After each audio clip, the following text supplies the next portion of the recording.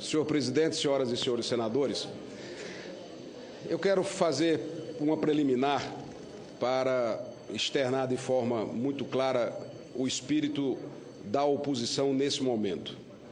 Todos os temas que estão sendo discutidos são temas de Estado e não especificamente de governo, que interfere de forma direta na vida de cada unidade federada. Aceita um café? Não apenas os estados, mas também os municípios e, naturalmente, a União. E que, portanto, o nosso espírito é de buscar um entendimento através do consenso para que a oposição não se mantenha em obstrução como ocorreu na sessão de ontem. Tive, inclusive, a iniciativa de fazer um contato ainda hoje pela manhã com o ministro Joaquim Levy, na busca de um caminho que possa permitir que todos os aspectos desse tema relevante chamado ICMS possa ser tratado de maneira consensual, como recomenda o bom senso desse momento, e também de forma a não permitir que nenhum dos lados dessa mesa de negociação perca força.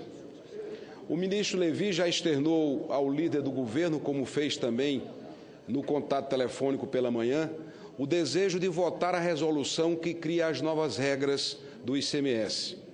Há, acredito que um consenso, pelo menos uma maioria firmada no plenário, que a resolução será o último item, porque se aprovarmos a resolução, nós perdemos qualquer capacidade de negociação naquilo que me parece o ponto mais importante desse exato momento, que é a regra de convalidação.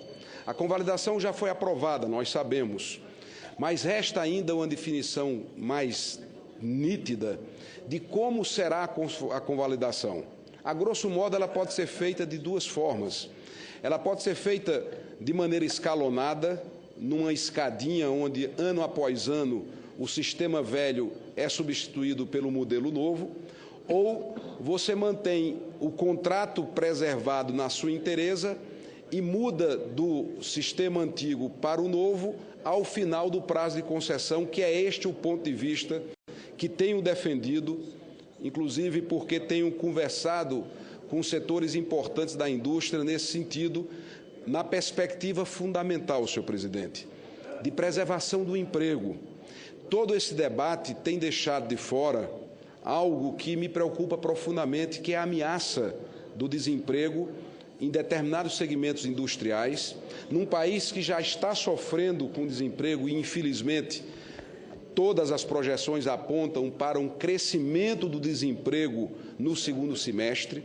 Então, a proposta da oposição nesse instante é que possamos votar o apensamento, possamos votar a urgência, assegurando a urgência, mas deixaríamos o mérito do projeto de regularização dos recursos do exterior para o retorno de agosto, primeira semana de agosto. Dessa forma, nós faríamos um entendimento que possibilitaria, inclusive, acompanhar a reunião do CONFAS, que estará acontecendo amanhã, para que no ambiente do CONFAS eles possam construir também um acordo e um entendimento, aguardar a manifestação da Câmara Federal, que está fora do nosso controle, está fora da nossa gestão, por óbvio, mas há espaço de discussão com a Câmara para que as regras de convalidação sejam aprovadas. E a sensação que eu tenho, senhor presidente, é que nós não estaremos perdendo 15 dias, nós estaremos ganhando 15 dias. Toda vez que se caminha para o entendimento, no momento da política brasileira tão tensa, no momento em que as relações estão esgaçadas, às vezes até no campo mais pessoal, eu acredito que desanuviar esse ambiente, valorizando a negociação de um tema tão relevante, nós não estaremos perdendo 15 dias, nós estaremos ganhando 15 dias para que, num tema de extrema importância para o país inteiro, possamos aprovar o pacote por completo, numa sequência lógica, que seria a garantia dos recursos do fundo, ou a repatriação ou regularização, eu não sei como o autor prefere que eu chame, mas regularização, que é como está no projeto, a constituição dos fundos, as regras de convalidação e a resolução com a nova normativa do ICMS. Feito isso, nós estaremos virando uma página de uma discussão de décadas no Brasil.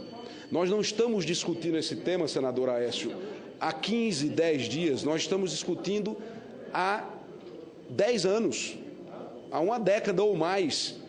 Eu não consigo compreender quem discutiu durante 10 anos para chegar a um ponto de entendimento não possa conceder em nome do acordo 15 dias.